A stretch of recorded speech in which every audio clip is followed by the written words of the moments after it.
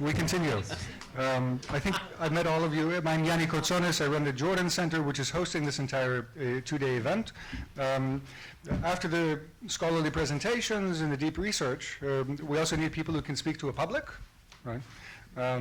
People other than ourselves, in other words. And for this, we have a really special panel. I won't go into the details of the panel. I'm going to leave that to our MC, who's been flown out fresh from the University of Wisconsin. That's David McDonald. David McDonald is he's a historian of Russia, a very accomplished one, and after chairing the history department in Wisconsin, was asked to take over in a crisis situation in the athletics program. Now that's Wisconsin, athletics matter a lot. It's not New York. I mean, NYU is top of its league, but you've never heard of the league, right? Columbia, I don't need to say, anything. So David McDonald, after heading athletics, is still one of the accomplished scholars of Russia, but he's also very knowledgeable of sports, which is more than I can say for myself. So I'm going to leave the entire affair to David himself, and I thank him for volunteering to do this. Thank you, Yanni, and thank everybody for coming. I don't know about your mom, but mine would have said, shouldn't you be outside on a nice day like today, and especially a Friday afternoon. But I've got the great pleasure of being the compere for this panel that features three distinctive voices that really framed, in a lot of ways, what the sports and international sports meant to us, or has meant to us, in the context of the Cold War, a topic that, as today's conference proceedings illustrate, it's something that we're really just starting to dig into and look at in the variety of contexts that the Cold War represented, not just the Soviet-American rivalry occasion in Olympic settings or things like the Munich game in 1972, the basketball game, or the Miracle on Ice, but also involving countries from the non-aligned world, or the global south, or the developing world, and also smaller players like my home and native land, Canada, that's had its own Cold War moments, most notably in 1972. But each of the three panelists today, as I said, has framed for broader audiences and for us, in the absence of a lot of scholarship on this, the types of meanings we ascribe to these events, the frames we set them in, and so we're delighted to be able to welcome them to our midst today. And by way of getting the proceedings going, and this we envision as a conversation, not as a presentation. We've heard a lot of those today.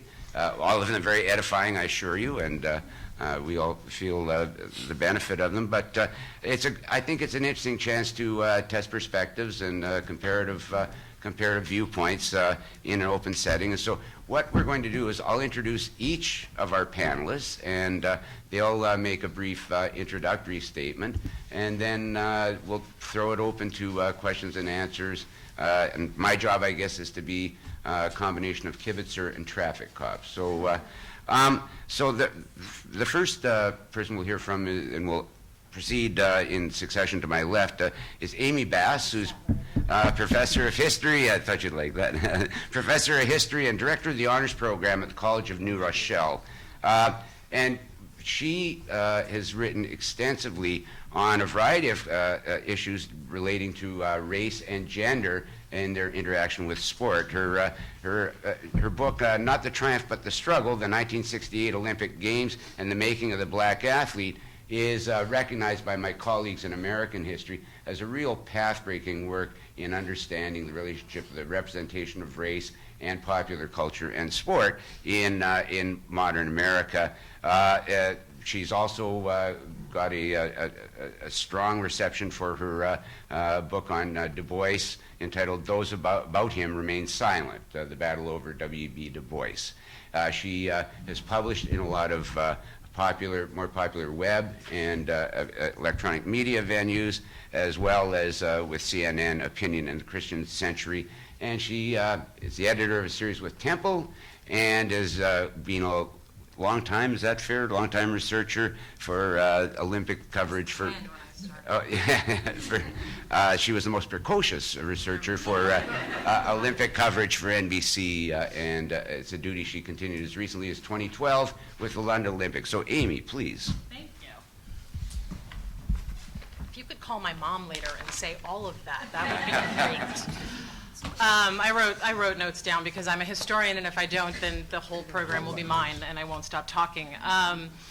The first thing that I always think of when I'm invited to something like this is, but I'm not a sports historian. I don't call myself a sports historian, because I think that really shortchanges what talking about sports and teaching about sports and writing about sports can do. I'll say I'm a historian of race or citizenship, nationalism, identity, culture writ large. But for me, sport is the best window I can use to investigate the things that I'm interested in, the things that I find to be important. When I went to my first Olympic Games, working for NBC, it was Atlanta '96, and I think we were like next to each other with like a window in between us. I had in front of me a doctoral dissertation proposal that was focusing on race and citizenship, and it spanned a lot of different subject areas, only one of which was about sports.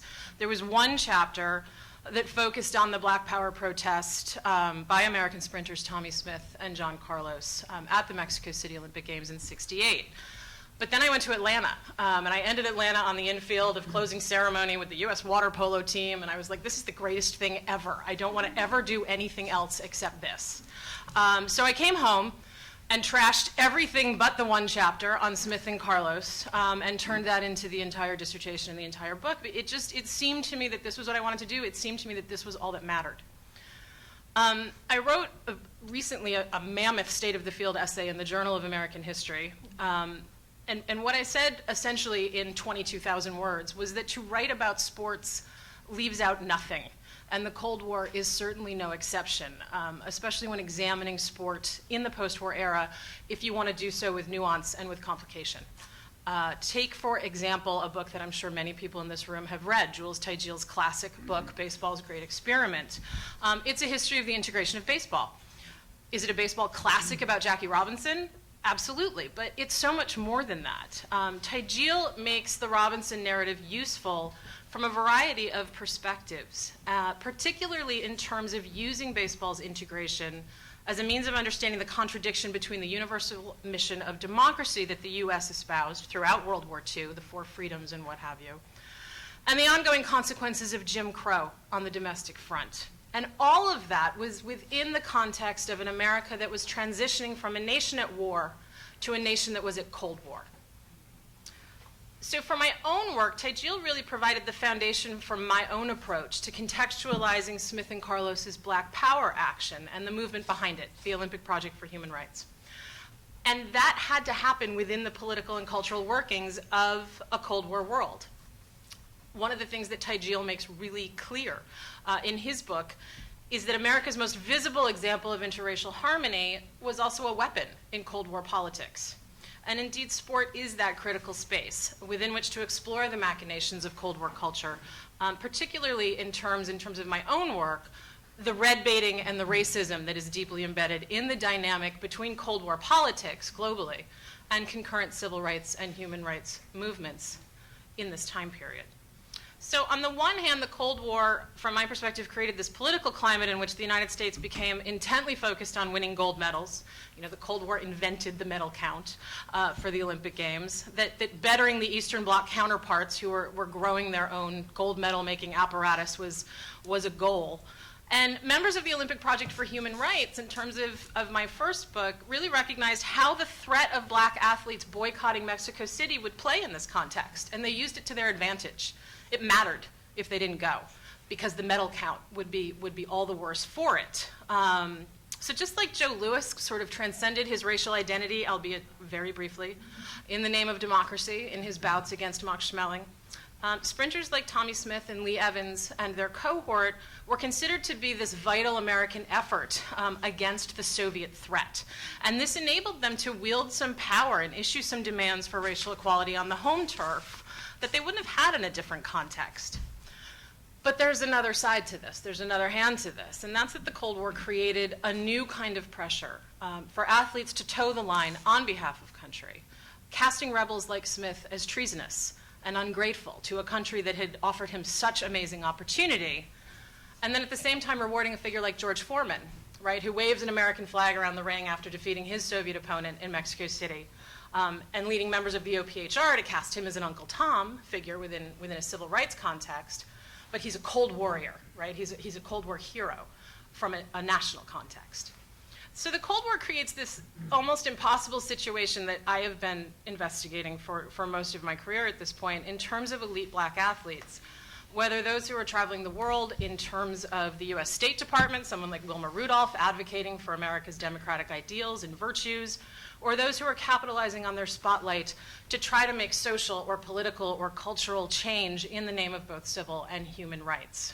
And so it's like this limitless conversation. As David said, we've barely scratched the surface on it in terms of the Cold War and sports and identity politics. And it's one that's remained, and this is something I've become interested in more recently, to see how it's remained even after we sort of have considered us versus them to be closed. Looking at, say, something like the East-West split amongst judges between Oksana Bayul and Nancy Kerrigan and Lillehammer in 1994, right? That's post-Cold War, but it went right down the middle. I think about these two guys from Australia, HG and Roy. They work for Channel 7 Australia. And in Salt Lake City, it was sort of the Daily Show of the Olympic Games. It was broadcast back to Australia. We could watch it on interfeed. And they kept a medal count throughout Salt Lake City during these winter games for George W. Bush's Axis of Evil countries. So every night they put this medal count up on their monitor. North Korea, Iran, Iraq, 0, 0, 0.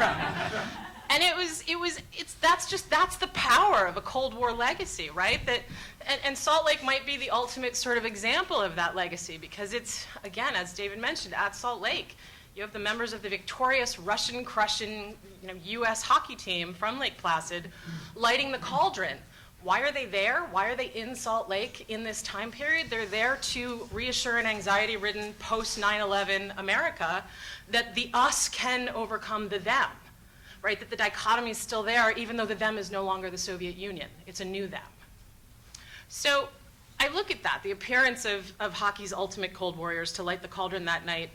It rang so familiar with Bush's sort of "you're either with us or against us," right? The call of the dawning of the war on terror. And it was a new kind of Cold War of sorts. For HG and Roy, these Australians, to mock the medal race between the US and the USSR with Bush's Axis of Evil, and again, the total 0 because 2 of those 3 teams don't even field a winter squad. They weren't even there. And Iran is not known as a Winter Games powerhouse. But it sort of ensures that the Cold War rhetoric can translate, and I think that that's a really important legacy to consider, how it translates into these contemporary moments, perhaps nowhere as clearly as international playing fields. And so, as I'm constantly telling students, sport transcends everything until they don't. Great, thank you, Amy. Our next panelist is very well known to a lot of us who have stained our fingers with printer's ink for years on end with daily editions of the New York Times. George Vecsey was the writer of the Sports of the Times column from 1982 to 2011. And I remember when he first broke in 82, I'd moved to New York from Toronto 3 years before, and the distinctiveness of his voice, both in terms of the sports he liked, like me, he liked what everybody else calls football, and was an ardent proponent of it. And he also covered ice hockey in ways that I didn't always agree with, but that's what columnists are for. And was one of the real promoters of the Islanders franchise in their heyday. And a very thoughtful writer who could find meanings in sport outside reaching and connecting with events in the real world or everyday world, which probably reflects his background in broader reporting. He'd worked in Appalachia. He had covered a papal conclave.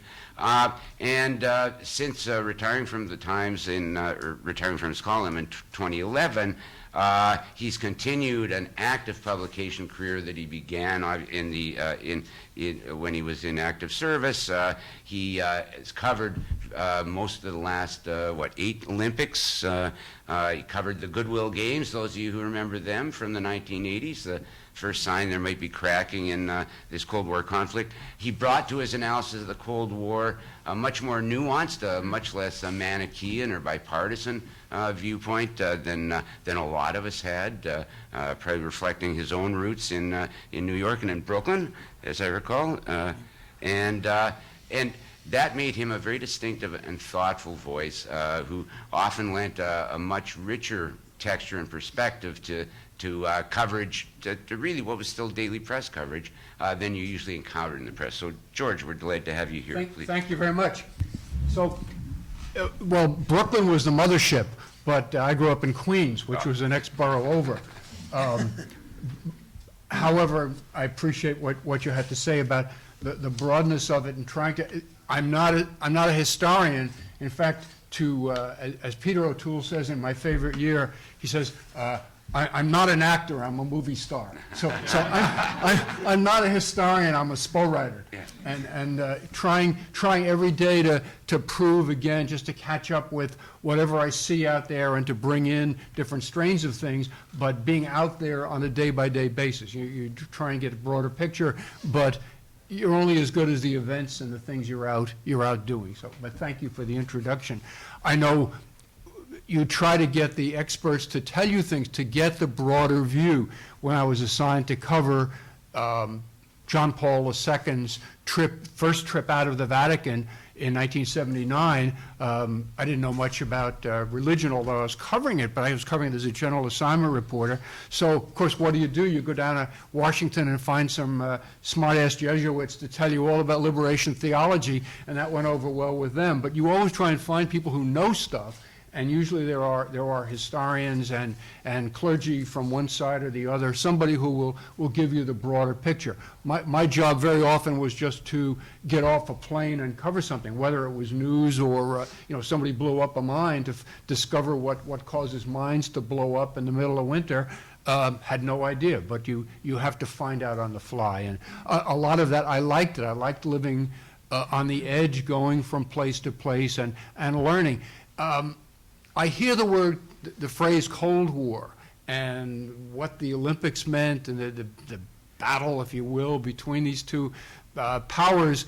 And just so you understand my background on it, what I was working with in covering the Olympic movement, world soccer, all the other stuff, is I come from a very lefty family. My parents were lefties in the 30s. I won't fill in the details, but I grew up hearing about Uncle Joe. He's one of us. We're fighting the war together. I was a kid during the war. And it wasn't just that the Russians were our allies in the war, but they may actually have had some answers socially and economically. My parents believed that. So I was raised in that family that said they got a lot of good ideas that we could pick up on. And a few years later, after the war ended, talking about the Cold War, suddenly they have a bomb. And I grew up in Queens, and I lived in a very thin 3-story house. And I don't know if everybody knew that, but one of the prime targets for any bombs, A-bombs, the Russians was right on my house in Hollis, Queens. It was a prime target. Everybody knows that.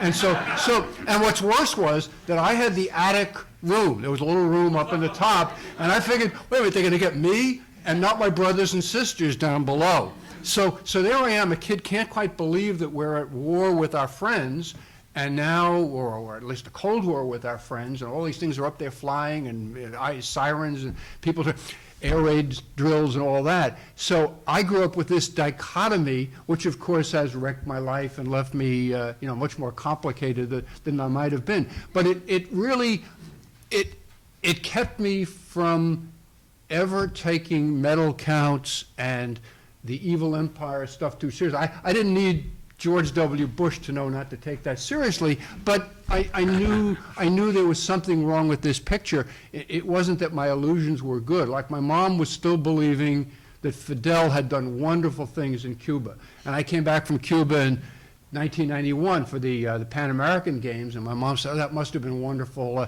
What a great country, and he's really good. And I said, Mom, you got to talk to the people down there. They're starving. They gave us all their protein for 3 weeks just so we could eat and not whine too much. But it was a constant presence in my life to see the other side of it and to pick up on what life is really like. So I had not covered a lot of international sport until I came back from my great years covering Appalachia and Long Island suburbs and religion for 4 years.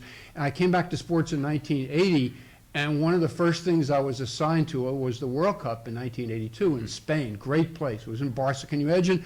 In Barcelona for like 10, 12 days of just the greatest football you'll ever see. Brazil, Argentina, and Italy in the same little triangle group, and just nutty stuff. But the Soviet Union was there playing in the same group with Poland, who were very happy to be playing the Russians, and Belgium. And they were supposed to fill the Nou Camp, and the other games were in Sarıyer. So you had these three great teams playing in a little stadium. But the Russians were not popular. They drew nobody. Nobody could get out. Nobody had any money. Nobody had a visa. So Nou Camp was half empty on days of the World Cup in the second round because the Russians just were not a draw. Pretty good team. Poland was better. Belgium was pretty. It was great football. But to be around them and realize that in that situation they were not the Goliaths. They were not the giants. That all you had to be was in the same town with the beautiful Brazilians and then the players and the men. But just whatever it was wonderful. And the Soviets were a bit player. But one of the next things I got to do back in New York a couple of years later was for the Milrose Games. My friend Joey Goldstein, our friend, everybody's friend, NYU boy, world's greatest sports PR guy in New York, comes up to me a couple of weeks before and says, "How would you like to interview the most beautiful female athlete?" Well, of course, I was in. Well, whoever she is, I'm ready, because I want to meet somebody from the people's world of the Soviet Union, doing this sporting activity for Uncle Joe and for the nation and all that. And it was a high jumper named Tamara Bikova, and I was to interview her, and I was told that she was a journalist and all that. And I came in and I talked to her. She was very nice. She gave me an interview in English, but she had a handler. Oh, the first handler I'd ever seen, named Lyudmila, who was Lyudmila. And I determined early in the conversation that Bikova was very interested in New York. She'd been here before. And I said, well, what would you like to do in New York? And she said she'd like to see the Metropolitan Museum of Art. And I said, my wife, who is here in the back, Marianne, I said, my wife and I would like to take you to the Metropolitan Museum of Art. So the conversation went on. And finally, Lyudmila said, cannot go tomorrow, is not possible, no good. So I got my interview, went home, the phone rang the next morning, and it's Tamara Bikova. Says in pretty good English, yesterday I could not go, but today I could go. So however she handled Lyudmila, we took her out. Now here's the people's high jumper, great athlete, very smart, good ideas, and she wants to go to the museum. We meet her at the hotel. We're driving her up, and Marianne whispers to me, she's got a fur coat, and she's really well dressed, and it was the point was, and she knew the art. And she was half Greek and, from very mixed background, parentage, but much more complicated and interesting and, how can I say this, rich than you would have thought. The money didn't all go to the Central People's Collective for athletes' fund money. She was clearly living pretty well, however Soviet athletes live. So that was the first Soviet athlete that I ever really got to spend time with, and I was very impressed that whole system could produce somebody as worldly and interesting and independent. To ditch Lyudmila was probably not an easy thing. Beyond that, and 2 years later, I got assigned to the Goodwill Games, and I still like to say it, Igry Dobry Voyi. I know I love to see any word that I can possibly even attempt to pronounce. I just love to say the language because it's so much fun for journalists like magpies. We pick up whatever we can here and there.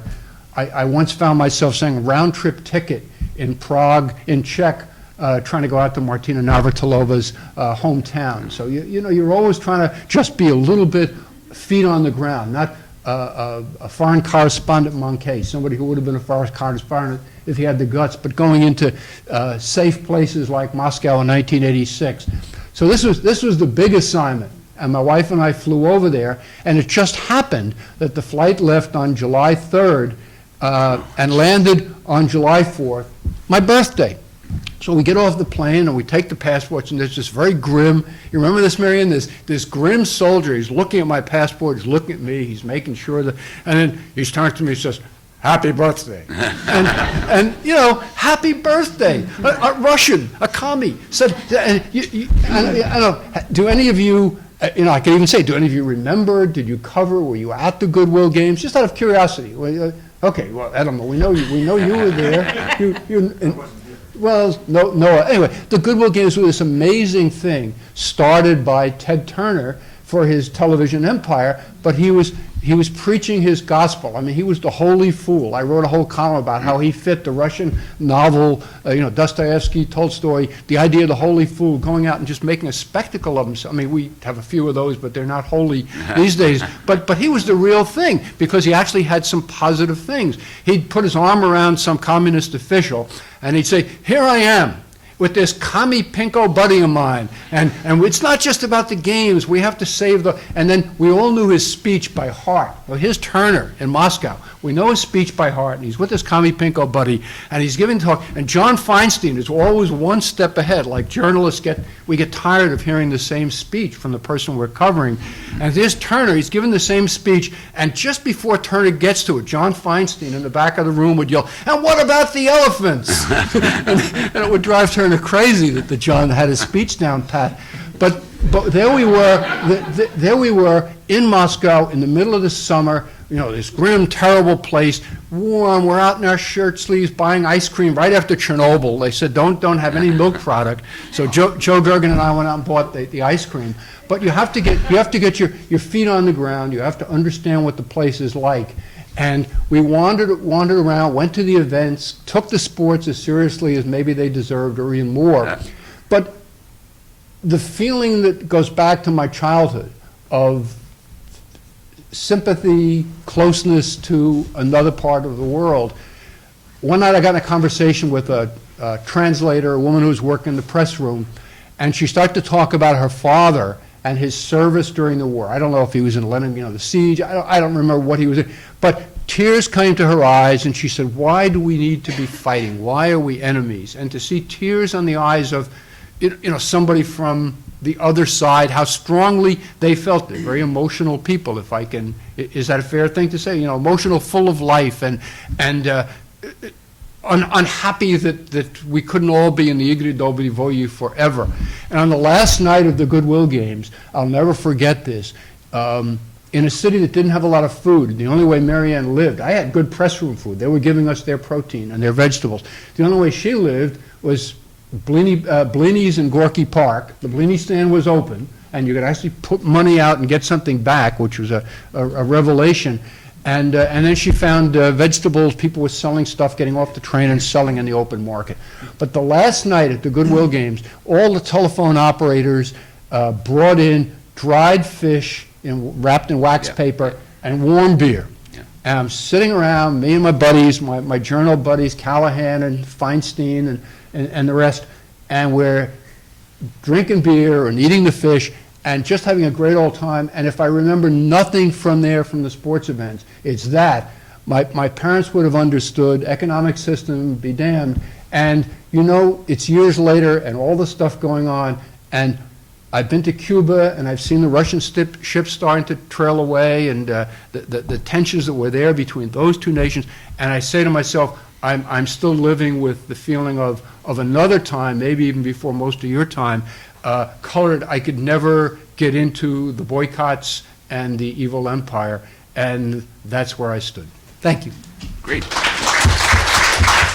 Thank you, George.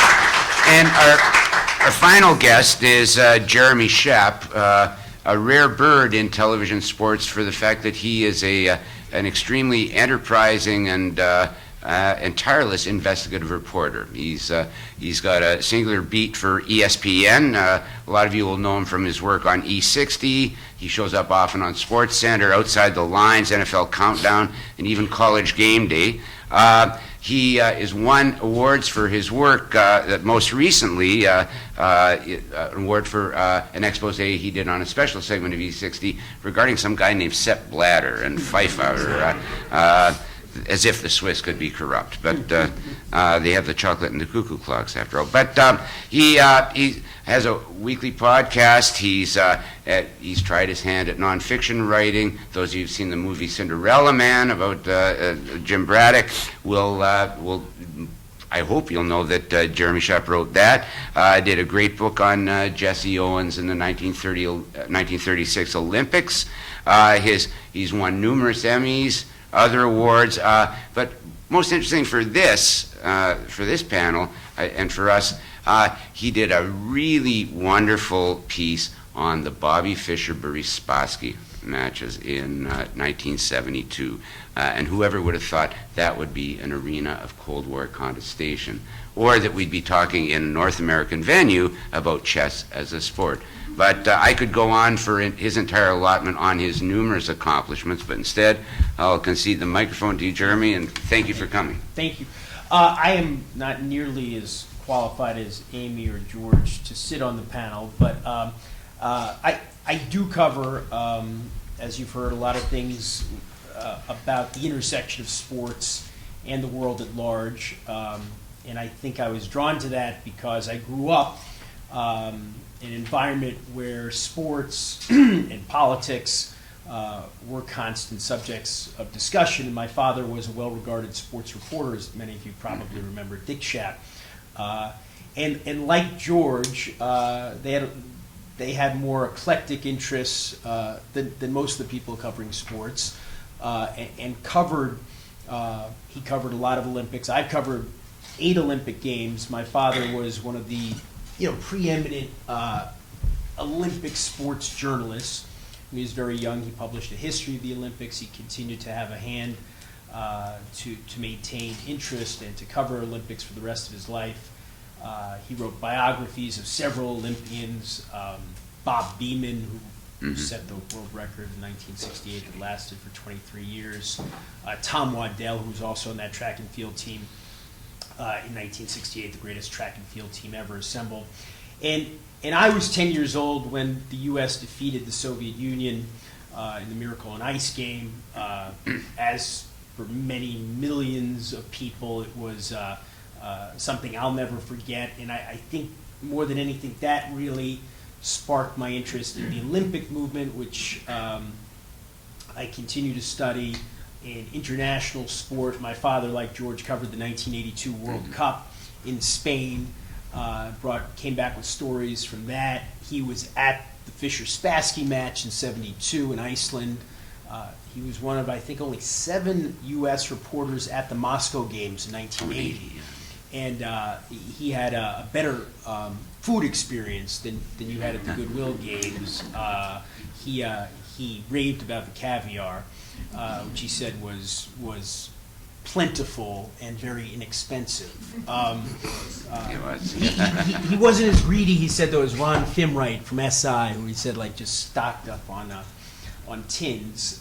So I'm just kind of giving you an idea that I kind of was an enthusiast for all of these things. The 1984 Olympics, which of course the Soviet Union, the Summer Games, boycotted.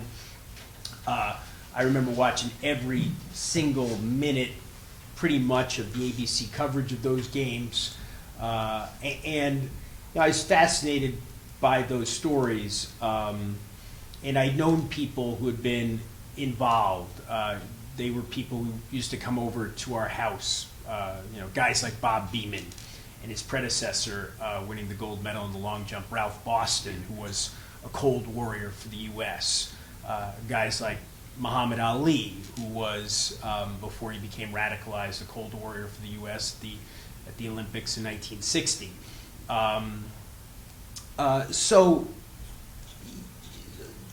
This was something that again, I've been around, and I've spent a great deal of time covering since I started working in sports. I worked at a number of Olympics for NBC, for CBS, for ESPN, and when I go around the world, and I'm often covering international stories in sports.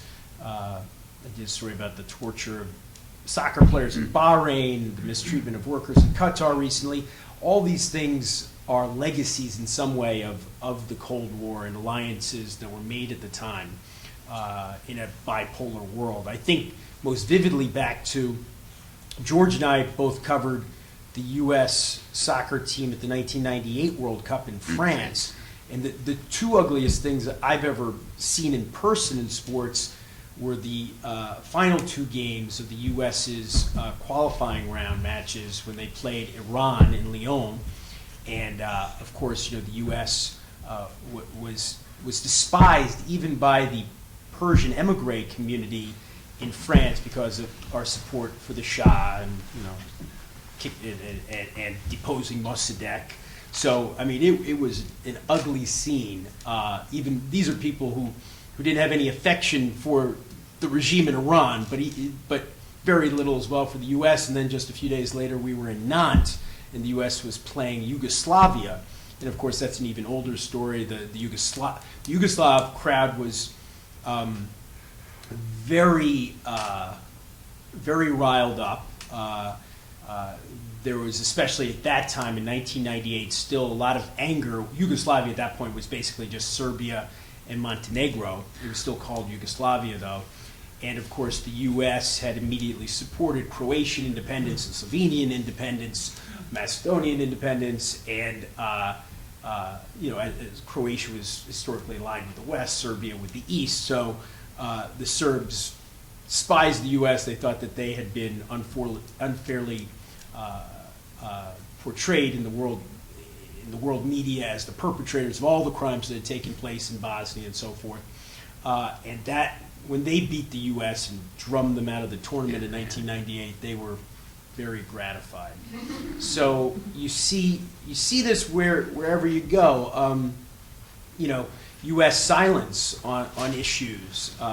We still live in some ways in a bipolar world. As I mentioned, I did a story about Bahraini athletes who were tortured by their own government after during the Arab Spring a few years ago. These were the most prominent athletes in the history of tiny Bahrain, who had led them improbably to the final of the Asian Soccer Championship. A country of 2 million or something like that, but because they had spoken out in support of the Shiite minority, they were tortured by the Sunni regime and exiled to Oman, where I went to visit them. Now, the U.S. government had nothing to say about any of this and continued to send tanks to the Bahraini government as it was violently repressing the pro-democracy movement. And when we asked for a response from the administration, it's like, "Oh, Bahrain's the home of the Fifth Fleet. They don't mess with the Bahrainis." And it's similar in Qatar, which has the world's third largest natural gas reserves. We live in a world where sports is deeply influenced at all times by sport, and you see it when you're out there. Well, thank you. I'm going to exercise my traffic cop prerogative and ask the first question, and then after that invite people from the audience to respond or to ask their own questions. But one thing that's always struck me is the Cold War, and as somebody who lived through it, looking back on it, was a period of surprising mobilization. Like, it wasn't the intensity of World War II. We didn't have Liberty Gardens or Victory Gardens or that. But we did exist in this level of a certain type of mobilization, and ideological vigilance or policing or that. And what stands out in retrospect is what we decided meant something in terms of athletic competition. They're seeing it from the North American side. For instance, obviously for Canadians, the hockey was very important. Basketball for Americans, Miracle on Ice for the fact that it's the biggest upset any of us will ever see in sports, well, obviously stood out. But we were so mobilized that the Fischer-Spassky match was a real deal, and was seen as emblematizing, the mercurial Fischer as opposed to this sort of stoic, programmed, square-jawed Spassky, embodying very different virtues, purported virtues of their respective systems. And yet, say during the '66 World Cup, North Korea comes in, and they have a decent run in England, and the English press just love them. Probably the most tyrannical of all the Cold War regimes.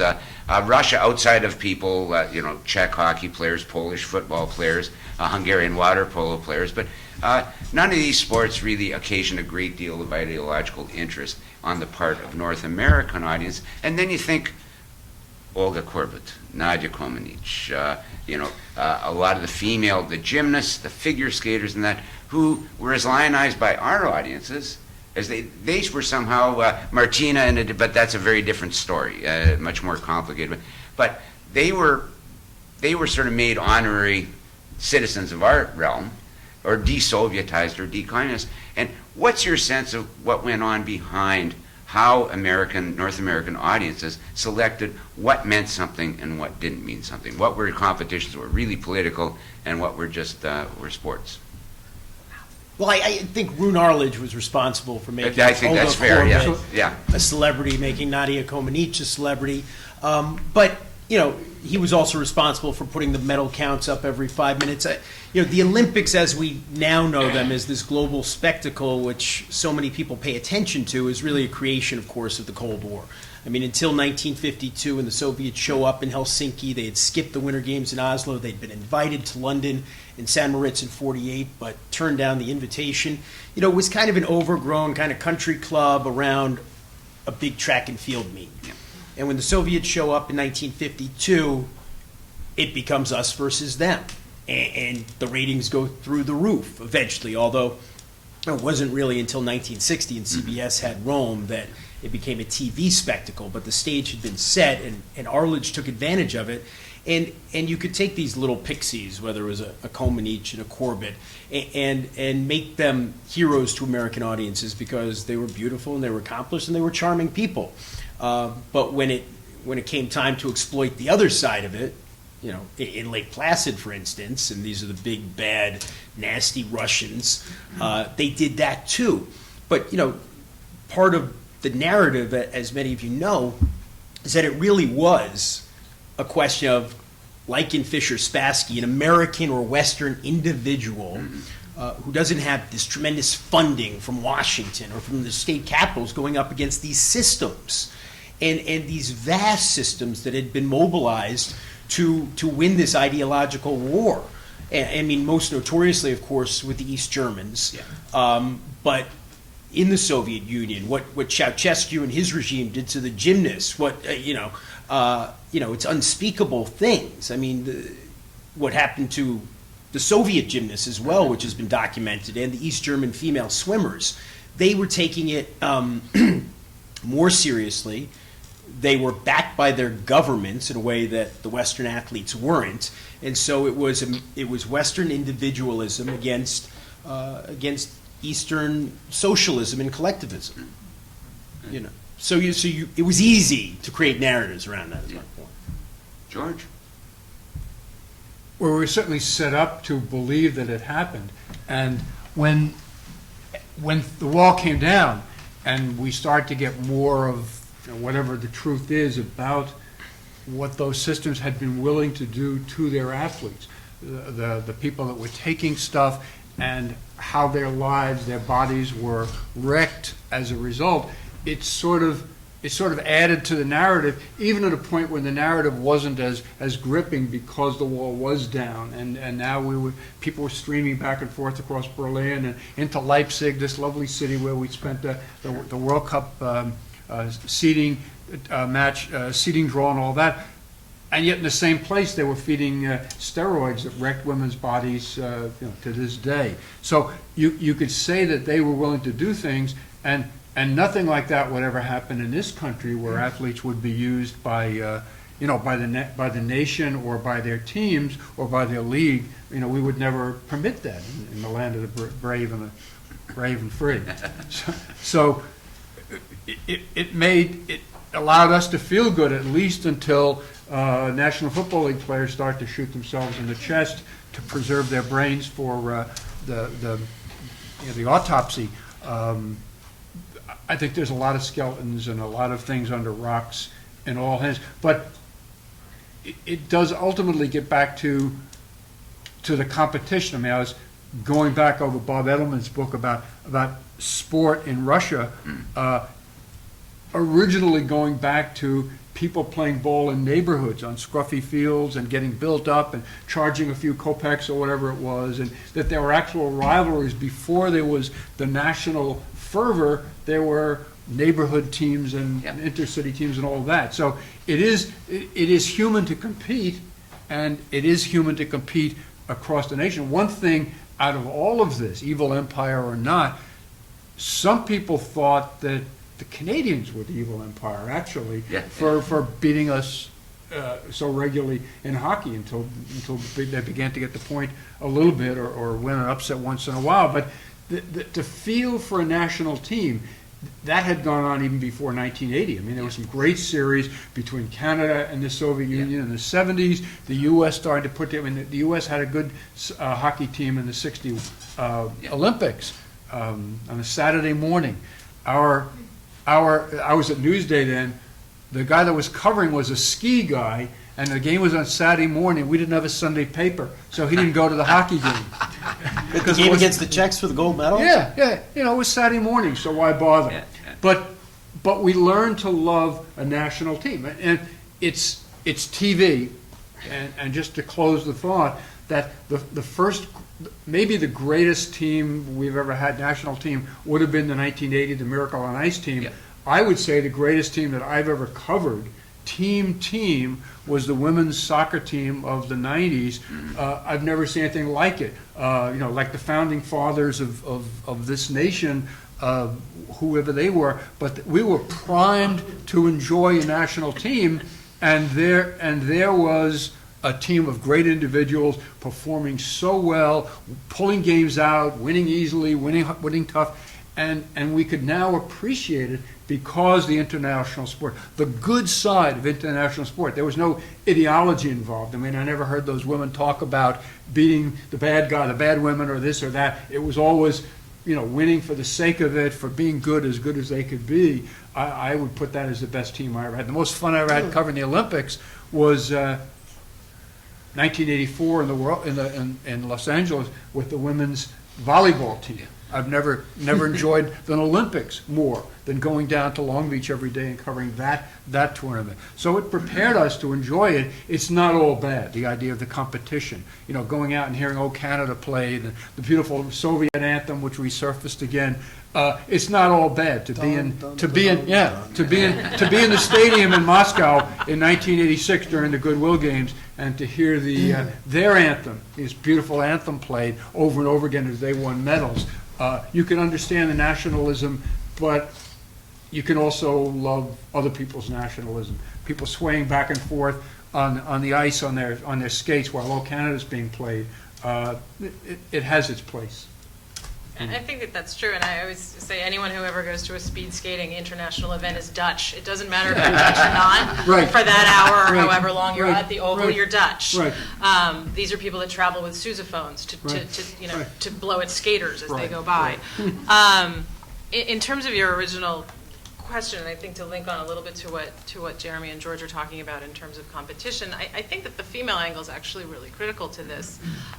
One of the things that I found going through endless things leading up to '68, and '68's a really interesting Olympics because while there had been television broadcasts prior, it was really Rune Arledge's launch of a mass scale, and mass scale then was 44 hours. I mean, now at NBC it's thousands of hours because we have 32 platforms to do this stuff on, but but the visual of all of it was very much on par with thinking about who these athletes were and what kind of narratives they were creating. Life magazine became obsessed with the Soviet women. How can we beat these girls? Were headlines that you would have, and you would see these, sort of not stereotypically, traditionally Western feminine women pictured, and then, an American swimmer next to them. And the American swimmer is being elevated because she wears lipstick and she has long flowing hair, but she doesn't win. And so you began to see this struggle of you want to root for the winner, but you don't want your winner to look like that. And what do we do with that? And we still have that, right? Like, who comes out on top after the Women's World Cup this summer? Alex Morgan, not Carly Lloyd. So these are things that I think are really interesting about that Cold War context in terms of who you're going to root for and who's going to be your rock star athlete that's being put forward, regardless of nation. And when you do have the petite, cute Eastern Bloc athlete, then you can blow it up. Because look, girls who look like this can be gold medalists. Yanni, I saw you had a question. So on the one hand, we have this. Oh, thank you. So it's a representation of the Olympics as, an ideological struggle, individual versus collective, right? On the other hand, we have also the individualized one, individual athletes succeeding, the gender dimension. But imagine how it was to look at the Olympics from somewhere else in the world, right? Which I did. I grew up in Greece, right? Now, the beautiful thing about watching the Olympics in Greece is that there's no Greek athletes who are going to succeed, so you get to see everyone, you see. So we did have like half a day of some guy in Greco-Roman wrestling, right? I think I saw a quarter of a day of a guy doing target practice because he won third place, bronze. But aside from that, you had to look at the rest of the world, and for us, there was the ideology refracted through the Olympics, that's for sure. And so Greek politics, communist, socialist, conservative, were refracted through who you support, right? And so the left generally supported the Soviet Union, but not quite knowing why, mainly that it was not American, right? But what you would really see was the parade of nations, right? And so the opening ceremonies, and they would come out with their flags, and this was, for a young child especially, this is your introduction to the world, right? This is how you see it. And we would watch them come out with their flags, and we'd look at the Ugandans, we'd look at the South Africans, they're all white, why are they all white? And so on and so forth. Then I moved to Canada, and Canada has the same problem as Greece, but not to the same extent. There's only so many Canadians who are going to succeed, right? So again, you're seeing the world, right? And then I moved to the United States, right? And it was such a disappointment because it was all about America, right? Every single athlete from morning to night. And I remember Carl, what was his name, the sprinter? Carl Lewis. Was that his name? Do you remember when he won at one of the Olympics and he did a triple something? He won 3 medals. And they had the flag waiting for him, and he was tired of even doing it, and it was like, this whole thing was a setup, right, for the promotions. And I stopped watching the Olympics. And I said, this is, there's nothing beautiful about this when it's just about one country. Do you know what I mean? And this is more about... I've heard that a lot, and I understand, Americans folks. I've been to the Olympics in Norway, and morning to night, it was about the Norwegians. Bjorn Daly and Vegard Ulvang and the rest. So, yeah, I understand what you're saying. I think that's increased. I think in ABC, frankly, all those years, they did kind of spread the wealth. There was more about the rest of the world. I think Dick Ebersol's model at NBC, since he got the games in 1988, was more America-centric. There's no question about that. I mean, that was just the way it was. And at that point, the Cold War was over, so he didn't have the same raw material that Roone Arledge had. But those are the two overlords of the Olympics, basically, in the last 50 years, and they had different approaches. It's democratizing that a little bit, since in the Ebersol model is still very much in place, I think, in primetime television. But now that you can stream anything live as it's happening, you can watch the whole thing in your kitchen in the United States, unedited, with broadcast commentary. Not even with, you might have Johnny Weir talking to you about figure skating if it's an important enough event. But for the most part, I think that digital broadcast has really started to impact, and that will eventually, I hope, affect the commercial side of it, because they're amazed by what gets streamed. They're amazed by, oh my gosh, everyone's watching curling. Why aren't we broadcasting curling? Why is everybody watching curling? Well, because when else do you get to see curling? Unless you're in Canada. Move to Canada. I know. I lived in upstate New York, and there it was, the Junior Nationals on Sunday mornings. But I think that the impact of the digital and the impact of sort of the user autonomy in terms of what you are going to watch may have to affect. I think that commercial broadcast is going to have to learn some lessons from that. I think, Women's World Cup ratings, right? That shouldn't have been the wake-up call that it was. That was a no-brainer. But people are shocked. Or even the 2012 ratings for the women's tournament. No, I mean this past But I'm saying the Olympics. Yes, but looking at the Women's World Cup this past summer, I mean, people wanted to see it. Annette. I've been pondering the big span of different Olympics that you're all talking about, and it occurred to me, I'm from Calgary, or I'm from Vancouver, but I live in Calgary, and I wasn't there for the Winter Olympics, though I watched it from Vancouver, but everyone says that it was a much more intimate kind of Olympics where the medal ceremonies happened. There's a small little square in the middle of town. People could walk up. And actually now, having done research for the paper that I'm going to talk about Katarina Witt tomorrow, from the East German side, the athletes talked about their warm embrace by the local population.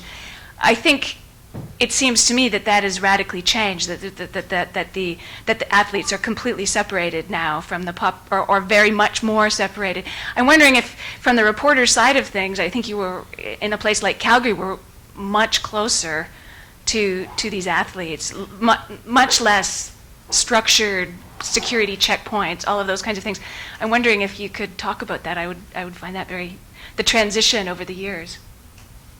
I know that Dick Schaap and Paul Zimmerman, my buddy who covered some of the Olympics in 56, 60, talked about going, and I knew Al Order, the great discus thrower from Long Island. I mean, every time he'd come back with a gold medal, we from Newsday would go over and interview him, and he only could take an hour off from lunch because he was an engineer at Grumman, and so he'd, I can meet you down by the, near Grumman and take an hour.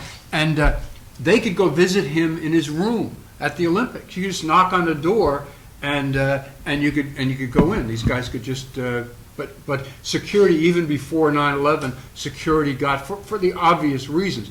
Calgary was downtown, it was central. I don't remember, the only athlete I ran into was Randy Gregg, the defenseman doctor from the Oilers. I ran into him out by one of the luge things or something outdoors, and we said hello, but generally speaking, the athletes were already in there, Obviously, behind. Yeah, it's Munich. Yeah, It's Munich. Yeah. There are reasons for it. You'd like to think athletes would be more, and it's understandable. Security is one thing, and then training and privacy and what goes on in the village. You think the athletes want to see when they can get all the food and the and the companionship and the free condoms that they want.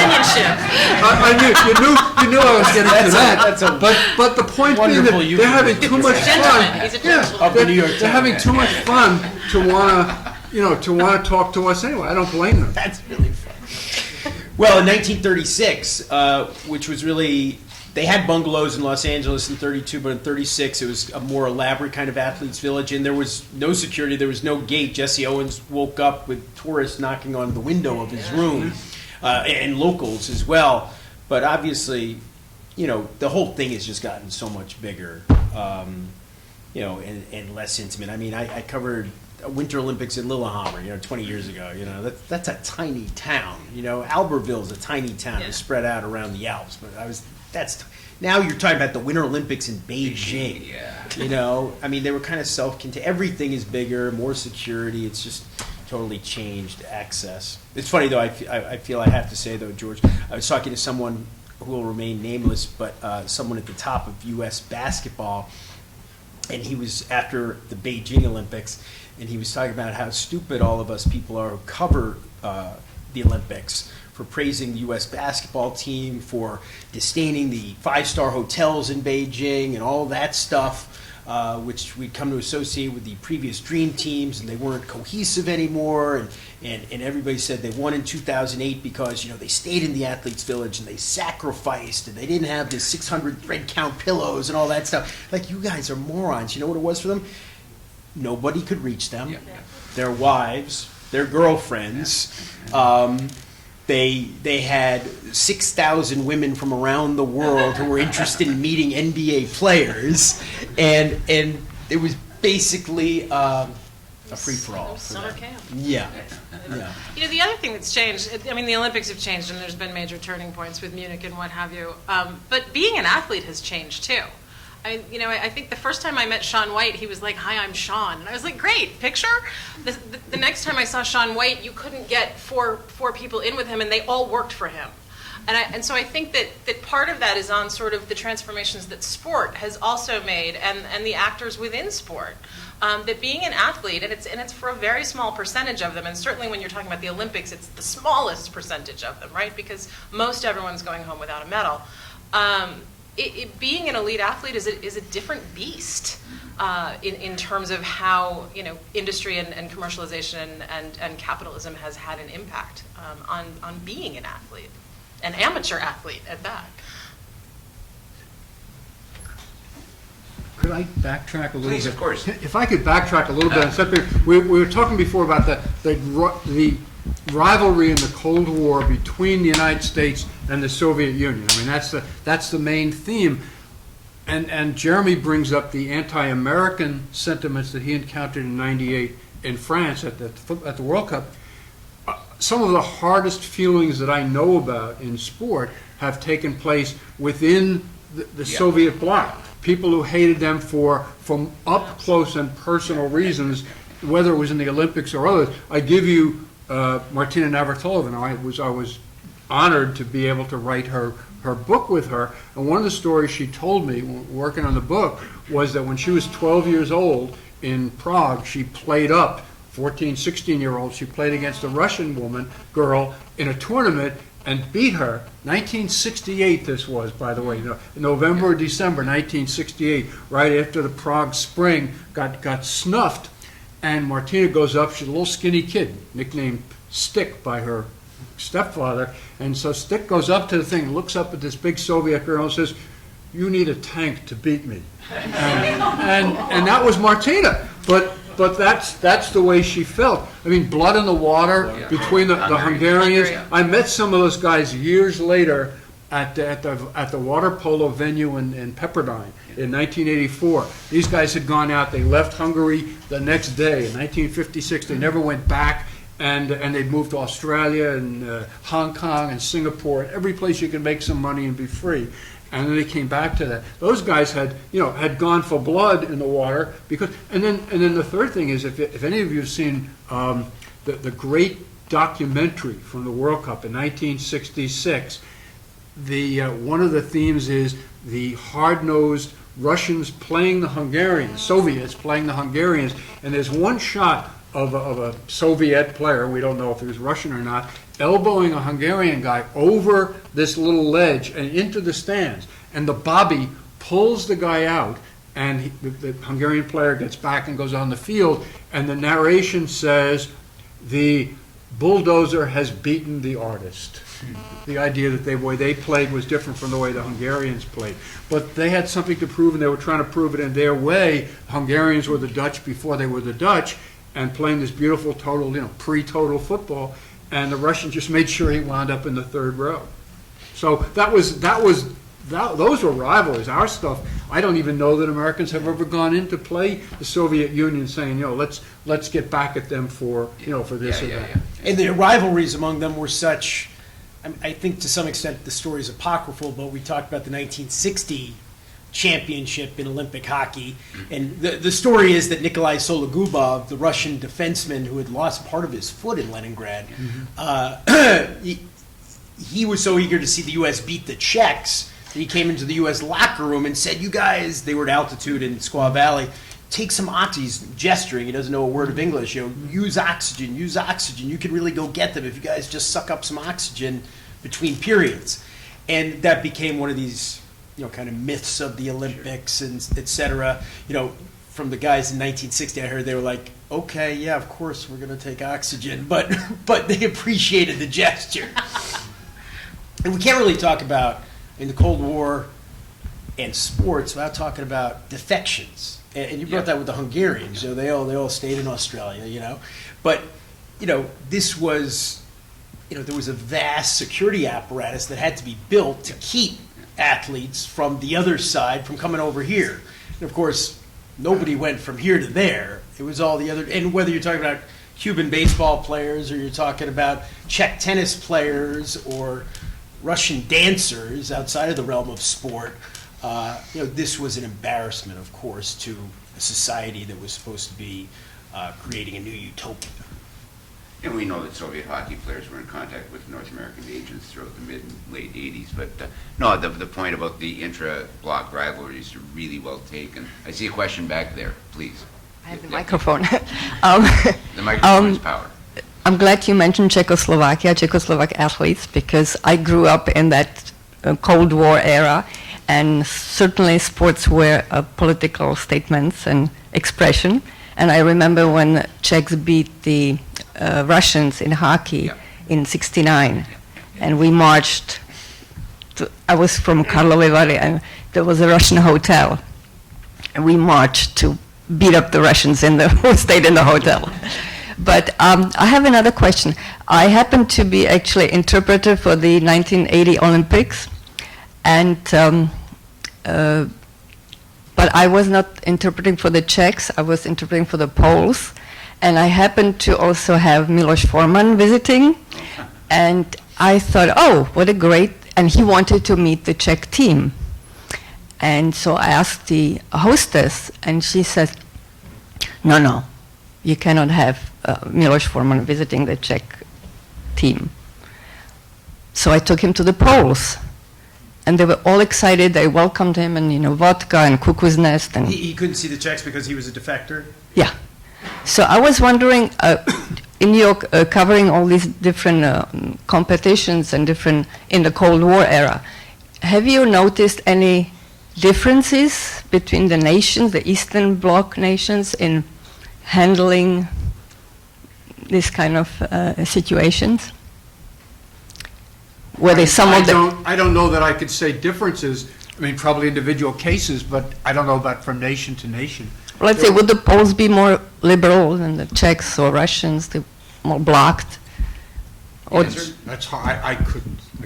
Oh, no. or did they have the same policy, all sort of blank policy, no contact? I mean, people certainly were afraid in all countries to some degree.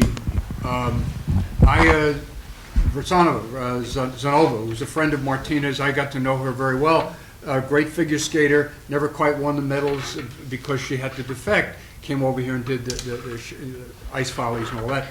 When she when the regime broke down, when our friends left and went back east, and you know the stories about the highways, the eight-lane highways. Martina's stepfather took me out there to see this 8-lane superhighway going only east. And he said, is so our friends can come visit us if they want. And they could have landed planes on these things, and it was all built for traffic from their friends. When Aya got to go back after the walls came down, they gave her a family villa in Prague, and she went back and reclaimed it just for the sake of reclaiming it. And friends and relatives came around and said, we rooted for you, we knew you were appearing, we were so happy for you, having your career in North America, we just couldn't contact you, we were always on your side. And she said, yeah, right. But it was, I'm sure you know, but any athlete who had defected, Martina had to leave never knowing if she would see her family again. And I think the same was true probably from any country if they left before.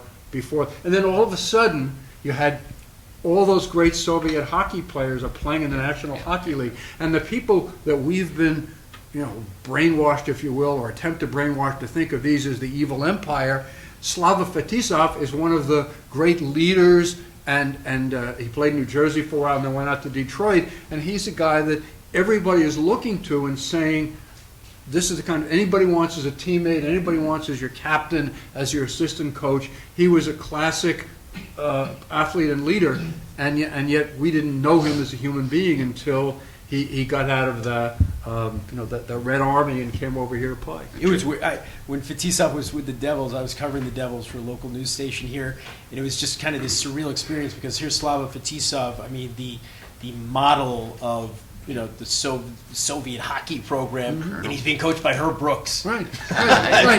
He was great. Right, and he was playing on one team. He played alongside a guy who'd been a defenseman for the United States in that game. And I can't remember who it was. A guy, but it was they played defender together. Against Herb. I'm blanking on the name, but I think every case is different for what countries had the rules and what didn't. I don't know. I mean, I don't know enough of the details, but I mean, I did a story a few years ago on an anniversary having to do with, one of the great kind of strange events of the Cold War. But you can't believe what a big deal it was in, I guess it was 1957, when Olga Fiketova and Harold Connolly got married.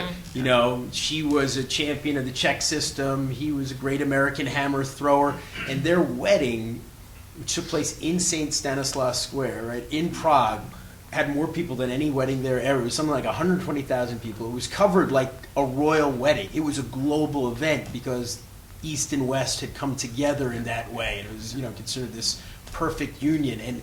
And the Czechs, didn't stand in the way of that taking place. Whereas I don't think that would have happened in East Germany or with the Soviets. They would have kept them apart. Yeah. What's interesting, if looking back on it, I think one possible answer is that certain different countries adapted to undesired emigration in different ways. I think, as I recall, the Poles were always much more resigned. There were remittances coming in from Chicago, Cleveland, New York, and Polish soccer players were already showing up in Western leagues long before elsewhere. But no, certainly the Czechs after '68. And these Germans never, and the Soviets never, until quite mid-'80s for soccer players, but certainly not hockey players. Please, yeah. Thanks. I'm curious, there were lots of world records broken in the East, in Eastern Europe. There were lots of sporting events held there, and for instance, there was sort of a Tour de France in Eastern Europe called the Race for Peace. I'm wondering if the Western press ever covered this stuff and if there was any rule against doing so. Or the Spartakiads.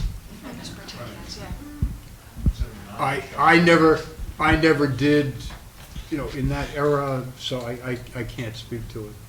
I'm late to, I was out of sports for 10 years, and by the time I came back in '82, I was football, soccer oriented, so I can't address it. There was very little interest, if the U.S. wasn't participating in things. I mean, as I said earlier, after the U.S. pulled out of Moscow because of the invasion of Afghanistan, I think it was half a dozen Americans who covered the entire Olympics without an American team to cover. And NBC took it off its air. They paid $140 million or something for the rights. They were going to get the Olympics away from ABC in 1980. And once the U.S. pulled out, they didn't even... Would they do a half hour on the weekend? If they did anything at all? It was like it didn't exist at all. My father said it was the greatest Olympics he ever got to cover because it was the only time his bosses back in New York weren't telling him to just do stories about the Americans. So you got to know Sebastian Coe really well, and you got to know Daley Thompson really well, who he never would have gotten to do stories about if the Americans had been there. George, that brings up, it's one thing that you'd have specific knowledge on is you were already moving back in the sports world 80, 84 with the tit-for-tat boycotts, and they're very different from the Montreal boycott. What was your sense, or looking back on, what can you say about the reverberations from that among whether it was athletes or the organizers? Just what was something we didn't hear about at the time that we probably should have? Well, I do know that the great Red Smith, whom I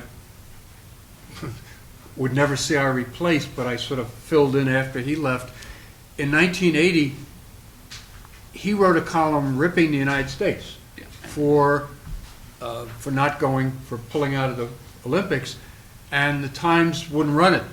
Said you're going too far into politics here, and his position was that it's only sports, and let the athletes be athletes is the only chance they have. I didn't have an opinion at the time, but the more I thought about it, meeting friends of mine, Nancy Lieberman and other people who never got a chance to play in the Olympics because of missing out on 1980, that was their time, that it was a negative thing to do.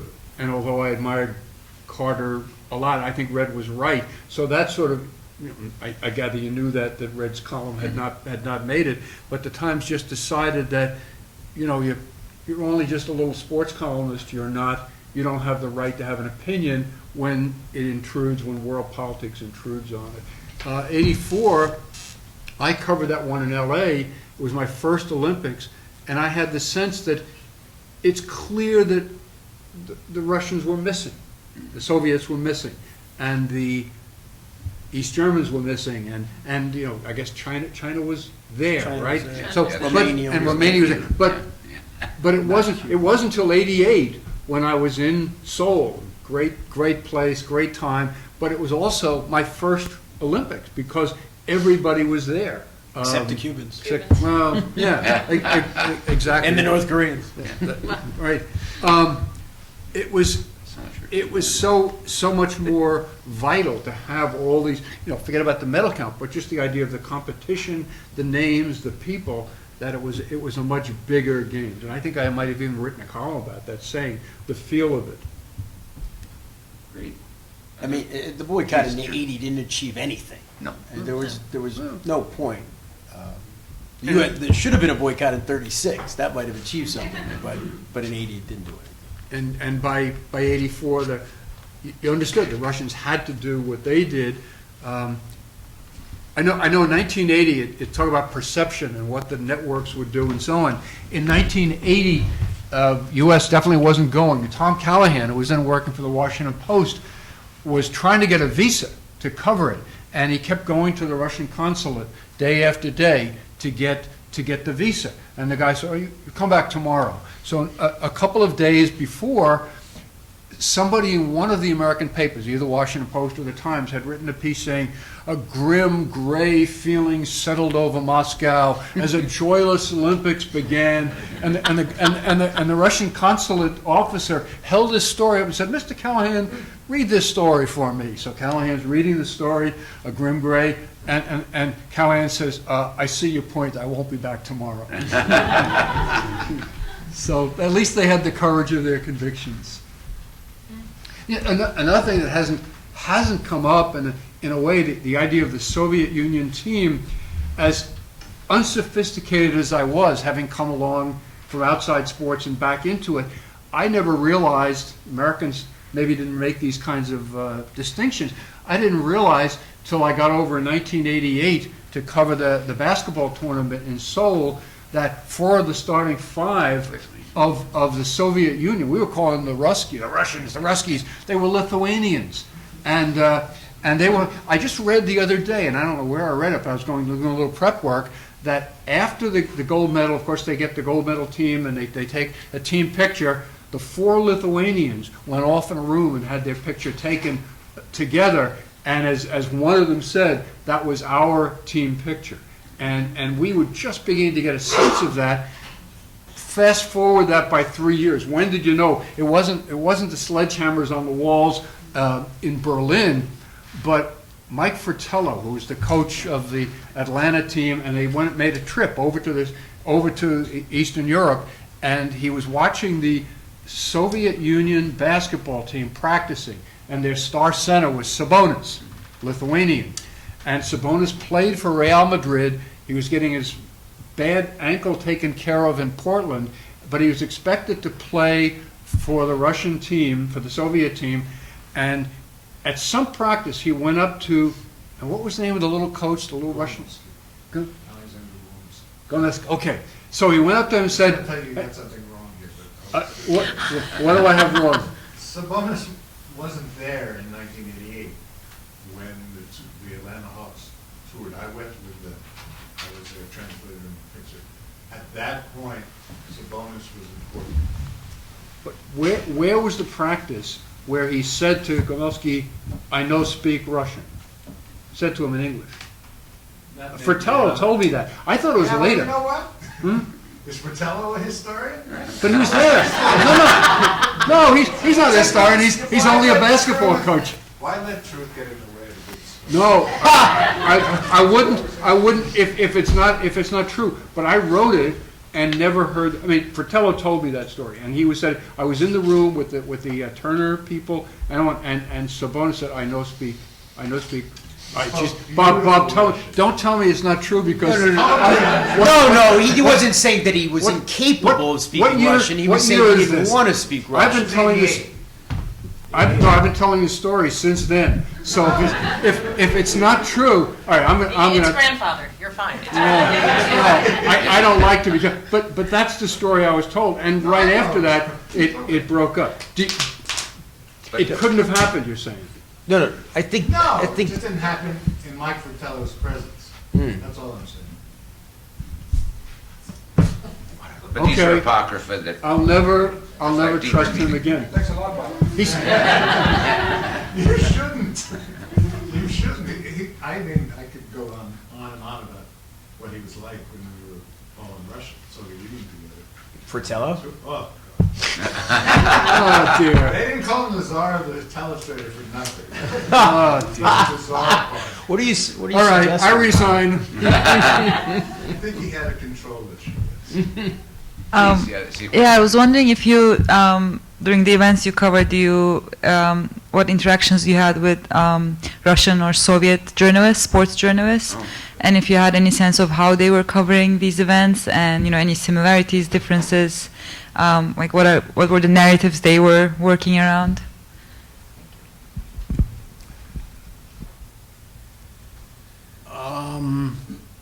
I certainly met some. One guy came over here for a while, but I obviously don't read Russian. I can't access any of what, the spin that they were putting on. I think some of them covered it, from what I gather, covered things quite, in fact, you make the point in your book, Bob, that they covered things quite clinically, the details of the games.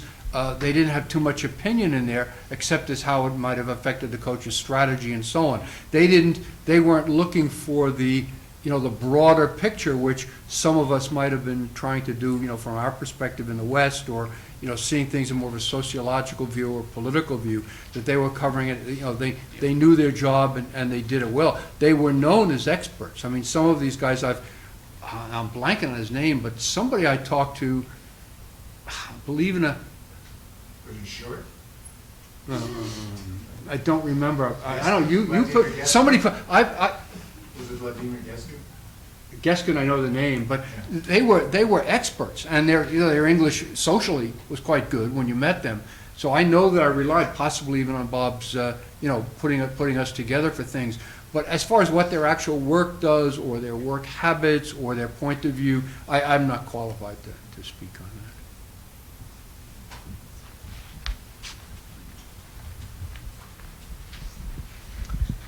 that. This is another question about coverage. I'm kind of curious, this is for Jeremy mostly, I'm kind of curious if you know anything about the coverage of the Sochi Olympics most recently. I was there. Yeah, so my question is about the dealing with the kind of political and cultural issues surrounding that, and how, was there, from NBC's side, was there a statement I wasn't about- there working for NBC, I was working Okay. for ESPN. Yeah. Okay, so for any of these organizations, those Olympics were kind of controversial in a number of ways, and I wonder if there was an institutional framework in which you had to work No. in terms of covering the coverage. Nothing like that. In fact,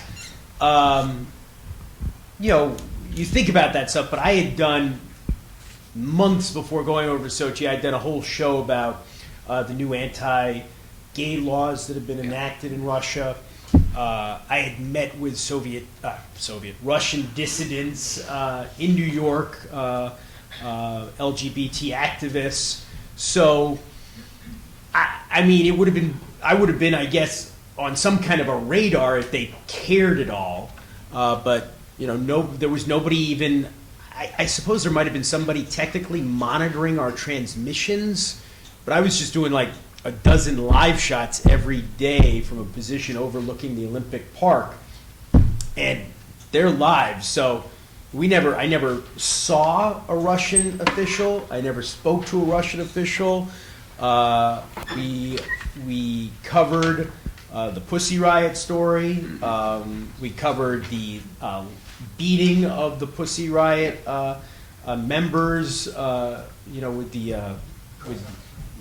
the Cossacks with that whip they use in Sochi, and they're smart, right? They know that if they're gonna tell us to stop, if they're going to cut our transmissions, if they're going to take away our credentials or something like that, it's going to be a much bigger, uglier story than it would be otherwise. But I didn't encounter it. Now, that's different from being the official Olympic broadcaster like NBC.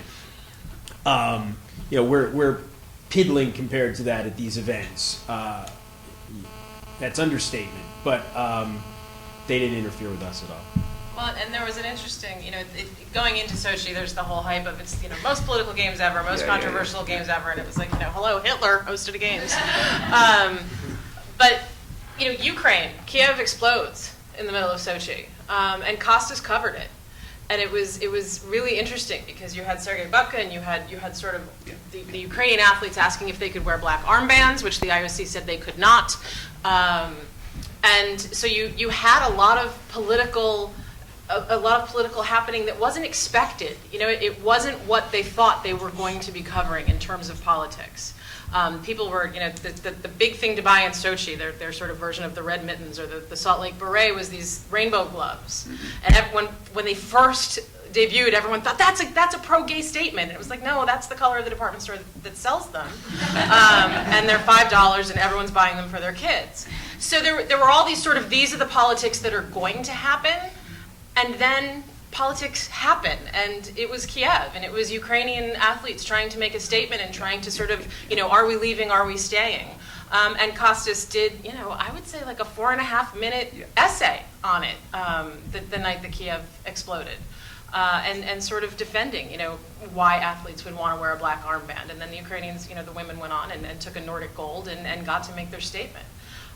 So I would say that one of the things to really watch is that there's some things you can't be institutionally prepared for in terms of live television and even in terms of virtually live television, which is really what the Ebersol legacy is. Well, and what's interesting about that Olympics is the run-up to it was so negative, and we were so willing to look at it as sort of a continuation of a Soviet frame. So all the tweets showing the failures of sanitary architecture and talks about the disruption, overruns the nest feathering among the Putin acolytes.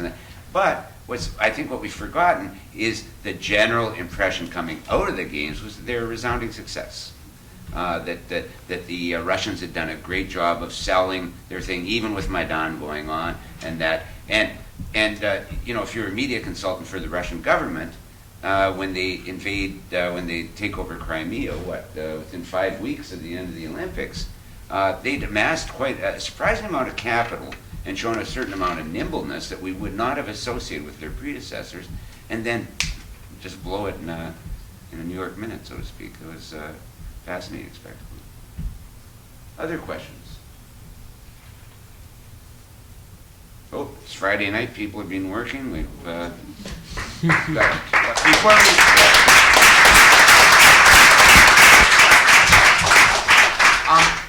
before we part company, first, yes, thank you, all of you, for making the time and coming out and joining us and sharing your perspectives. And I'd also like to thank the conference organizers, specifically Yanni Katsonis from the Jordan Center, the Department of History and Russian and Slavic Studies, Bob Edelman from UC San Diego, and Chris Young of Parts Multiple here and in England, and then also Heather Jansen, who I saw in the back, who is, like everybody, the real force behind the scenes and has dealt with a lot of people moving and a lot of moving parts, and all of them deserve our thanks.